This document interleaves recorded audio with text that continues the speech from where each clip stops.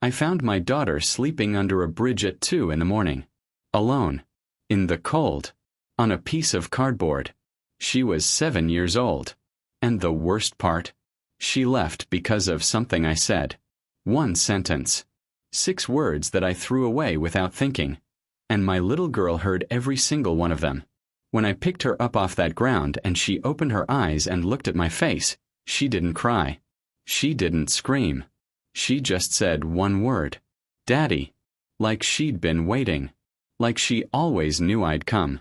But here's what she told me in that car on the way home. That's the part that broke me completely apart. And I have never been the same father since. I found my daughter sleeping under a bridge. The night that changed everything. Hi, my beautiful family. Thank you for sticking around with me through our trying times. I really appreciate your love and support. We're finally back again to give you many more beautiful stories. If you're already hooked in for today's story and ready to enjoy it, click subscribe and let me know in the comments where you're watching from. Because tomorrow I will be giving you another story just as interesting as this one. And you don't want to miss it. Now let us begin. I still remember the exact smell of that Tuesday evening. Burnt coffee, old rain, and the particular kind of silence that only exists when someone who used to fill your home is no longer there.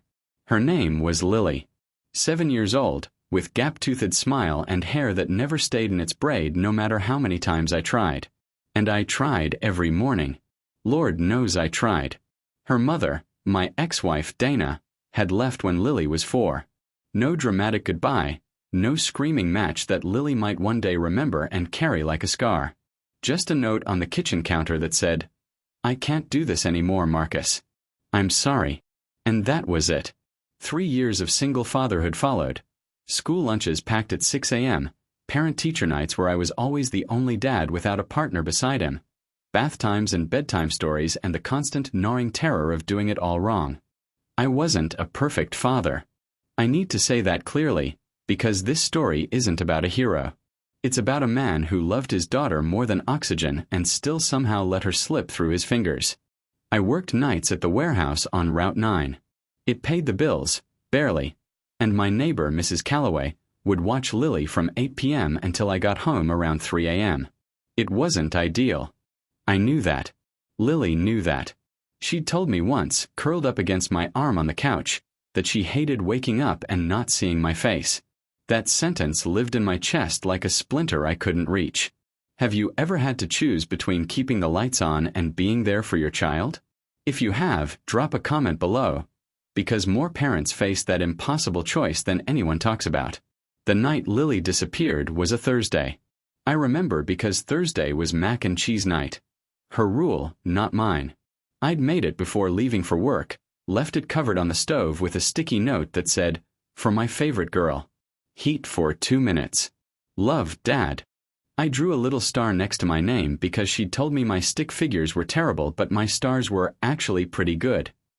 Mrs. Calloway called me at 11:47 p.m. I know the exact time because I stared at it on my phone screen for 3 full seconds before the word she was saying actually connected to my brain. "Marcus, Lily's not here." I fell asleep on the couch around 9 and when I woke up at 11 to check on her, her bed was empty. The back door was unlocked. The warehouse floor seemed to tilt. My coworker Darnell grabbed my arm because apparently my face had gone the color of concrete. I don't remember driving home. I remember being there, standing in Lily's room, staring at her unmade bed and the stuffed elephant she called Peanut, sitting crooked against the pillow. She'd left Peanut. That detail destroyed me more than anything else, because Lily never went anywhere without Peanut. Not once in 7 years. Something was wrong. Not just runaway child wrong. Something deeper and darker. I called the police. Filed the report. Drove every street within 2 miles of our house with my windows down, calling her name into the October dark until my voice cracked and gave out. Nothing. By 2 a.m., the officers were kind but measured in the way people are when they're managing your panic rather than sharing it. Most kids turn up within 24 hours, Mr. Reed. She probably went to a friend's house. Try to get some rest. Rest. I sat on Lily's bed and held Peanut against my chest and did not sleep. Not even close. By the following evening, Friday, 22 hours after she'd vanished, I was running on black coffee and a terror so complete it had stopped feeling like fear and started feeling like weather. Like something I was simply existing inside of. The detective assigned to Lily's case, a quiet woman named Torres, had checked with Lily's school friends, the playground 2 blocks away, the corner store where Lily sometimes spent her $1.50 allowance on strawberry candy. Nothing. No one had seen her. I drove routes that made no logical sense. I drove them because sitting still felt like surrendering. I turned down alleys I'd never noticed before, crossed the train tracks on the east side of town where the streetlights thinned out and the road got rough. That's when I saw the bridge. It was an old railroad overpass, graffiti-tagged concrete, weeds pushing up through the cracked ground below it. I'd driven under it 100 times without ever really seeing it. But that night my headlights swept across something beneath the far end of the bridge and my foot hit the brake before my mind had even fully registered what my eyes were seeing. A small shape, huddled against the concrete wall. A pink jacket. Lily had a pink jacket. I was out of the car before it fully stopped, leaving the door hanging open, the engine still running. The gravel bit through my sneakers as I ran. My throat was so tight I couldn't even call her name. It came out as nothing, just air. And then I was close enough to see. She was curled on her side on a flattened piece of cardboard, knees pulled to her chest, her pink jacket zipped all the way to her chin. Her cheek was pressed against the cardboard and her eyes were closed.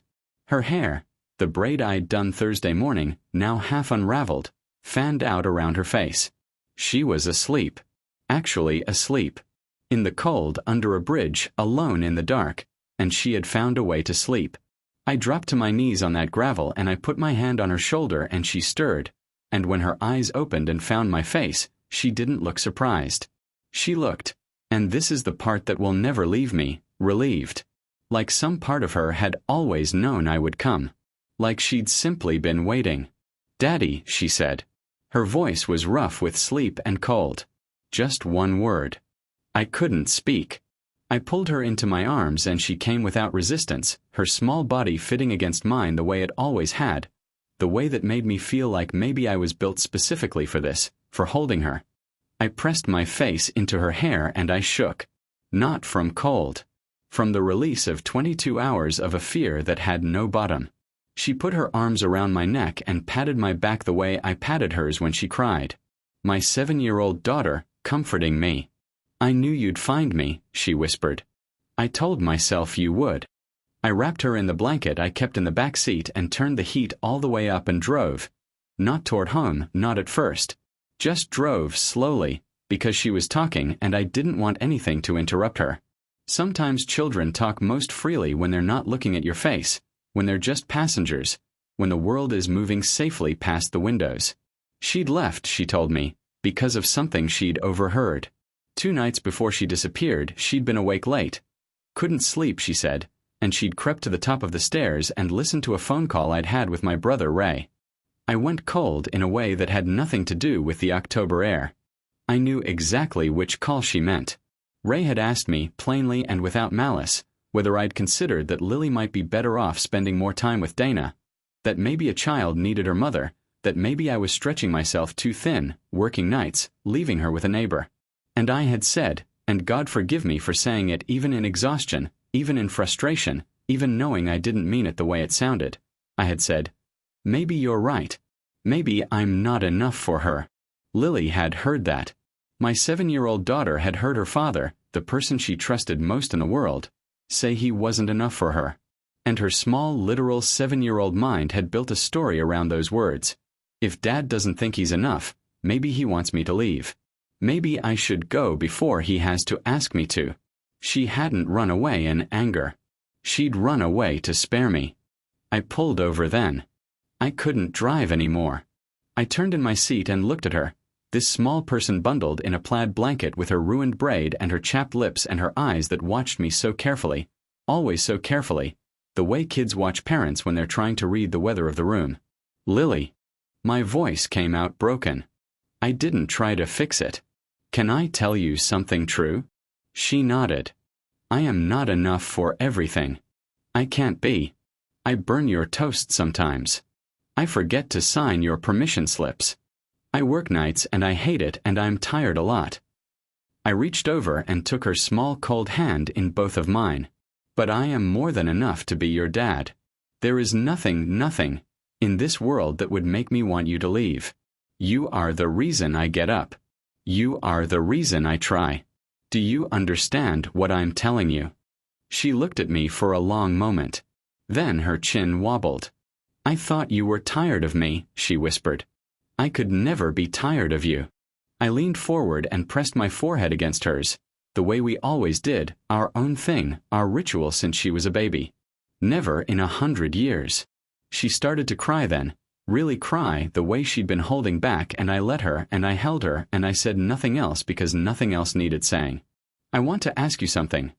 When was the last time you made sure your child knew without any doubt that they are wanted? Not assumed it. Actually said it. Think about that and tell me in the comments. The hospital cleared her around midnight.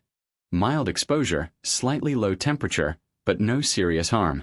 The nurse who checked her out squeezed my arm and said, "She's a tough one." I nodded like I already knew because I did.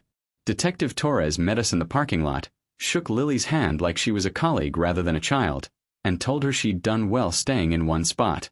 Lily took that very seriously and stood up straighter. I could have kissed Torres for that. On the drive home, the real drive home this time, Lily fell asleep within 4 minutes, her head tipped sideways against the window. I drove slowly. Every red light felt like a gift.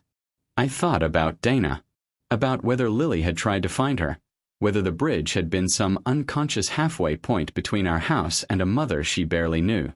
I thought about the phone call with Ray, about the words I'd let fall out carelessly, about how children are not the audience we expect but are always listening. I thought about all the things I said out loud without thinking and all the things I never said at all. Like how proud I was of her. How she'd learned to tie her shoes in one afternoon when it took me 3 days at her age. How she hummed while she colored and didn't know she was doing it. How the gap-toothed smile, the one she was embarrassed about at school because a kid named Carter had called it funny-looking, was the most beautiful thing I'd ever seen in my life. I'd never told her those things. Not in so many words. I'd told her I loved her, yes. Every day. But love and detail are different things. Detail says, I see you. Specifically you. Not just any child you. I made myself a promise in that car, with my daughter asleep against the window and the highway emptying out around us. I was going to get specific. I was going to say the true and particular things out loud, regularly, until she couldn't possibly doubt them. It was a small promise. But small promises, kept consistently, are how trust is actually built.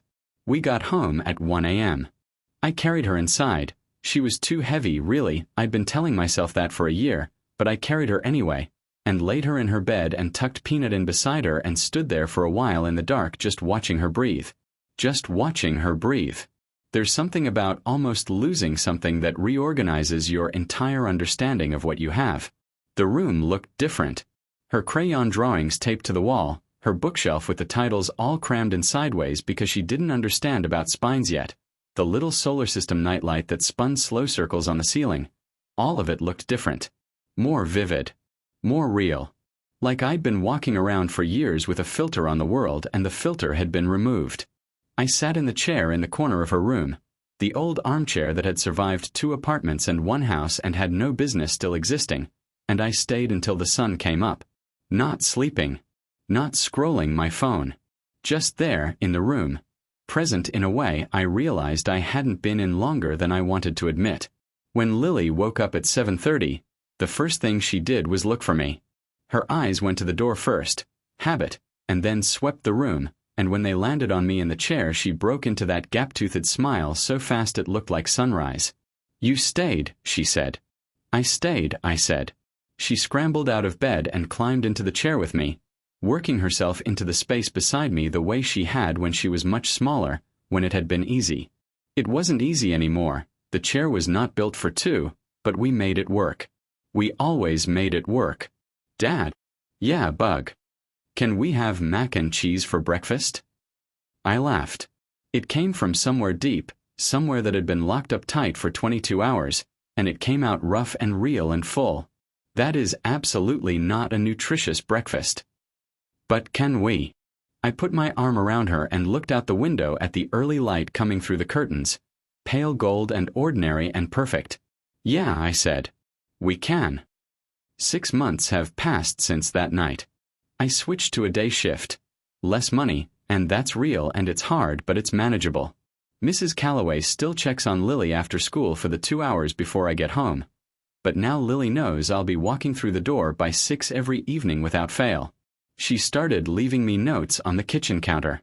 Not because anything is wrong, just because she saw me do it all those years of sticky notes on mac and cheese pots, and she decided she wanted to do it too. Last week's note said, "Dear Dad, I think your stars are really good. Love, Lily. P.S. Peanut says hi." I put it in the drawer where I keep the things I'll never throw away. Dana reached out in February. Awkward, careful, full of the long silences of someone who knows they owe more than they can easily pay. We're navigating it slowly for Lily's sake. It's not clean or simple, but Lily deserves the chance to know her mother, and I'm not going to be the wall that stands between them. That's not love. That's control wearing love's clothes. I still burn the toast sometimes. I still forget permission slips. I am still in the plain honest light of day, imperfect in 100 ordinary ways. But I say the specific things now. I tell her she hums when she colors. I tell her the gap-toothed smile is my favorite smile in the world. I sit in the chair in the corner of her room sometimes. Not because anything is wrong, just because proximity is its own language, and I want her to be fluent in it. I am not enough for everything. I never will be. But I am exactly enough to be her dad. And I will spend every day making sure she knows it. If this story moved you, I want to hear from you.